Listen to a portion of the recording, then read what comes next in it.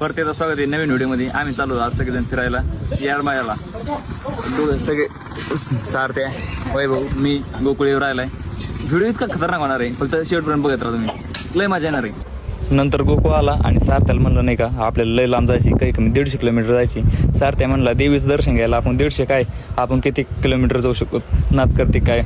आम्हाला जायला टाईम तर एवढा झाला होता की तुम्हाला काय सांगू. मी आलो येरमाळ्या देवी सकाळी देवी बघा काय मावले, खतरनाक वातावरण, खतरनाक. मी तर ह्या देवीला पहिलं सुद्धा आलतो, पण नाही का सोन्याने ते आंधी पण आलते. सोने म्हणलं आपण गाणे आंधी द्वारा घेऊ ना, आणि द्वाराने नाही का पूर्ण डोंगराला वेढा घालायचा आणि नंतर दर्शनाला वर जायचं. म्हणलं तसं करू. आणि इथं दोऱ्याचं म्हणजे जंगलच लागलं होतं बा डायरेक्ट. एवढं द्वाराने हे केलं, वेढा घातला होता. नंतर या प्रवेशद्वारमध्ये आलोत आणि तिथं पायऱ्याचं दर्शन घेतलं.